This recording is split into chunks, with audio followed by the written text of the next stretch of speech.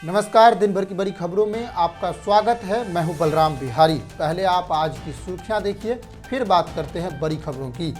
दुनिया के सबसे प्रदूषित शहरों और देशों की रिपोर्ट जारी कर दी गई है, जिसमें दुनिया की 20 सबसे प्रदूषित शहरों में 13 शहर भारत की है।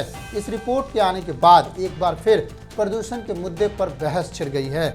संसद के पहले दिन वोटर लिस्ट में स्कैन से जुड़े मुद्दे पर सत्ता पक्ष और विपक्ष के बीच टकराव हुआ था। वहीं दूसरे दिन 3 लैंग्वेज पॉलिसी, जिसे ट्राई लैंग्वेज पॉलिसी भी कहा जाता है, इसको लेकर डीएमके के सांसदों ने काले कपड़े पहनकर विरोध प्रदर्शन किया है। जादवपुर यूनिवर्सिटी में आज़ाद कश्मीर और फ्री फलस्तीन से जुड़े पेंटिंग दीवारों पर लगे हुए मिले हैं।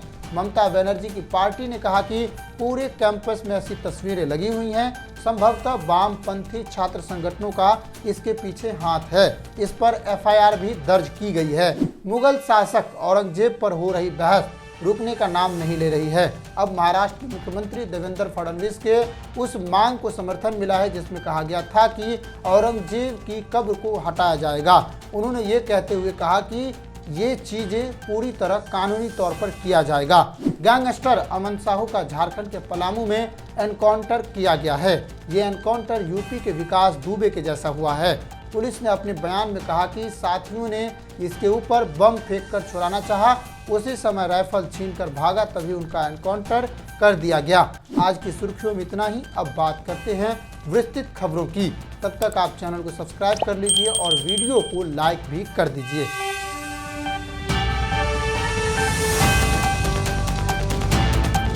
सबसे पहले जीवन से जुड़ी खबर पर बात करते हैं। आपके आसपास प्रदूषण का स्तर कितना है? भारत में ऐसे हालात बनने लगे हैं जिससे यही लगता है कि आने वाले दिनों में आपकी और हमारी उम्र तो कम होगी ही, साथ ही जब तक जिएंगे घुट घुट कर जिएंगे।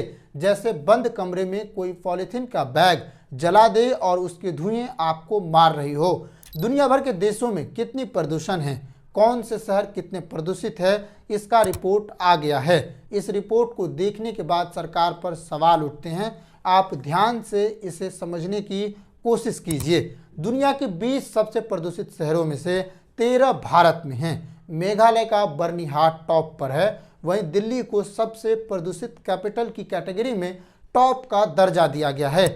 ये जानकारी IQ एयर रिपोर्ट 2024 में सामने आई है। इस रिपोर्ट में भारत को दुनिया के सबसे प्रदूषित देशों में 5वां स्थान दिया गया है।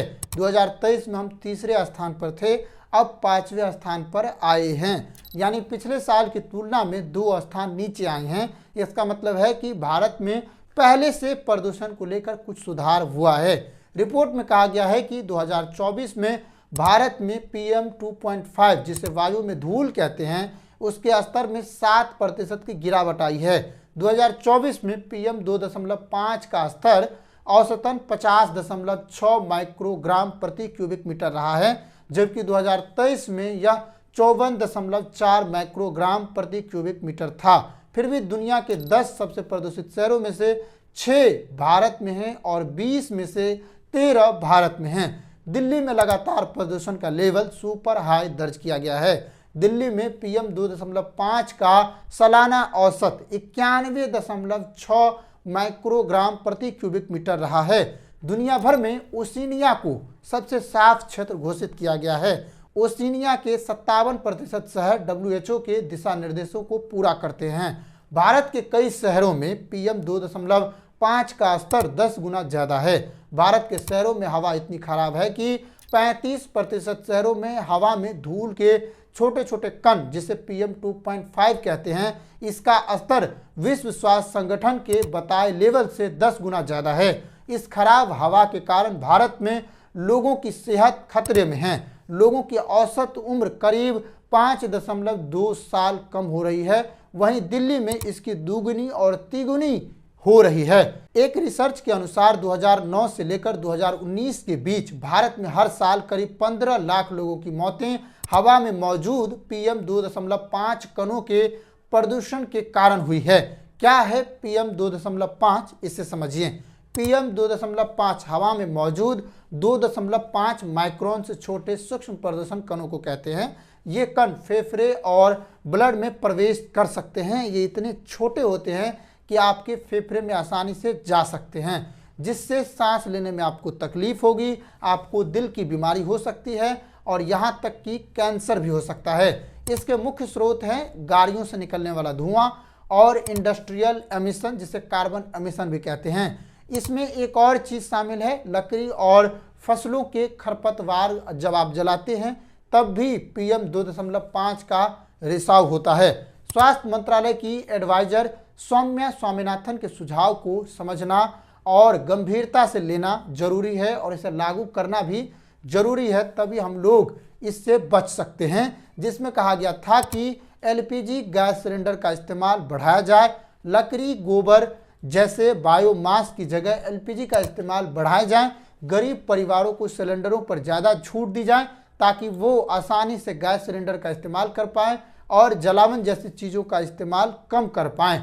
दूसरा, पब्लिक ट्रांसपोर्ट की संख्या बढ़ाई जाए ताकि पब्लिक ट्रांसपोर्ट के बढ़ने से जो निजी गाड़ियां हैं वो कम हों। शहरों में बसों और मेट्रो जैसे पब्लिक ट्रांसपोर्ट की संख्या बढ़ाई जाए, पुराने वाहनों पर जुर्माना लगाया जाए ताकि प्रदूषण पर नियंत्रण हो पाए। निर्माण स्थल पर प्रदूषण नियंत्रण हो, ये भी एक महत्वपूर्ण मुद्दा है। जहां नई बिल्डिंग्स बन रही है वहां धुआं या अन्य तरह के प्रदूषण कम करने के लिए मशीनें लगाई जाएं, ये भी एक उपाय हो सकता है। लोगों को मोटिवेट करें, अच्छे काम करने के लिए लोगों को इनाम दें और गलत काम करने वालों के ऊपर जुर्माना लगाएं। इस तरह से हम प्रदूषण के ऊपर तत्काल निजात पा सकते हैं, लेकिन ये तत्काल का नहीं है, ये एक लॉन्ग टर्म में एक ऐसे उपाय है जिसके वजह से हम लोग प्रदूषण पर नियंत्रण पा सकते हैं। और हमें सावधान रहने की ज़रूरत है ताकि साफ सफाई के साथ साथ हमें वायु की गुणवत्ता पर भी ध्यान देने की ज़रूरत है, जिससे हमारी जीवन की अवधि बढ़े। लगातार अवधि घट रही है, लोगों की मौतों की संख्या बढ़ रही है, लोगों को सांसों की प्रॉब्लम हो रही है, सांसों की वजह से होने वाली बीमारियां भी बढ़ रही हैं। तो ये थी जरूरी खबर। अब बात करते हैं दूसरी खबर की। आज के समय में सोशल मीडिया पर गुंडई करना और रंगदारी वाला पोस्ट करना, अपने ताकत का परचम लहराते हुए दिखाना आम सी बात होती जा रही है। अवैध हथियारों की आसानी से तस्करी हर किसी तक अपनी पहुंच बना ले रही है, जिससे आज के युवा तेजी से प्रभावित होते हैं। कम उम्र और ताकत की चाह उसे कब गैंगस्टर में तब्दील कर देती है, उसे भी इसका सही अंदाजा नहीं लग पाता है। ऐसा ही एक मामला अमन साहू का है, जिसने अपनी ज़िंदगी की शुरुआती सालों में अच्छी पढ़ाई लिखाई की, इसके बाद पावर की चाह में गैंगस्टर के सफ़र में आ गया। आज उनका रांची में एनकाउंटर हुआ है। आइए विस्तार से इस खबर को समझते हैं। झारखंड के बड़े गैंगस्टरों में शामिल अमन साहू पुलिस एनकाउंटर में मारा गया है। मंगलवार को उसे रायपुर जेल से झारखंड पुलिस की रिमांड में रांची लाया जा रहा था। पलामू की SP रिश्मा रमेशन के मुताबिक अमन साहू को NIA के एक मामले में ATS की टीम रायपुर जेल से ला रही थी। जैसे ही स्कॉर्पियो चैनपुर रामगढ़ रोड के अनहारी ढोढ़ा घाटी के पास पहुंची, अमन साहू के साथियों ने उसे छुड़ाने के लिए स्कॉर्पियो पर बम फेंका। SP रिश्मा रमेशन ने बताया कि बमबाजी के बाद अमन साहू ने हवलदार राकेश कुमार के हाथ से राइफल छीनकर फायरिंग करने की कोशिश की, तभी जवाबी कार्रवाई में उसे मार गिराया गया। हवलदार की जांघ में गोली लगी है। इसका इलाज MMCH पलामू में चल रहा है। जहां घटना हुई है वह थोड़ा जंगली इलाका है, यहाँ मोबाइल नेटवर्क की भी दिक्कत है। घटनास्थल से 100 मीटर पहले आम लोग और मीडिया के जाने पर रोक लगा दी गई है। रंगदारी नहीं देने पर फायरिंग करवाता था, सोशल मीडिया पोस्ट भी करता था। अमन साहू झारखंड पुलिस के लिए सबसे बड़ी चुनौती था। उसके गिरोह के निशाने पर कोयला कारोबारी, ट्रांसपोर्टर, ठेकेदार, रियल एस्टेट कारोबारी और बिल्डर थे। अमन इनसे लगातार रंगदारी वसूल रहा था। बात नहीं मानने वालों पर खुलेआम गोलियां भी चलवाता था। इसके बाद गैंग के गुर्गे सोशल मीडिया पर पोस्ट करके वर्चुअल नंबर से मीडिया को जानकारी भी देते थे कि घटना के पीछे उनके ही गिरोह का हाथ है। कौन था अमन साहू, इसे समझिए। रांची के छोटे से गांव मतवे का रहने वाले अमन पर लगभग अलग अलग थानों में करीब 125 केस दर्ज है। पहली बार 2019 में गिरफ्तार हुआ, लेकिन 29 सितंबर 2019 को ही फरार हो गया। 3 साल बाद जुलाई 2022 में दोबारा गिरफ्तार किया गया। जेल से ही गैंग को ऑपरेट करने की भी बात सामने आई है। अमन की आधुनिक हथियारों से साथ कई फोटो वायरल हुई है।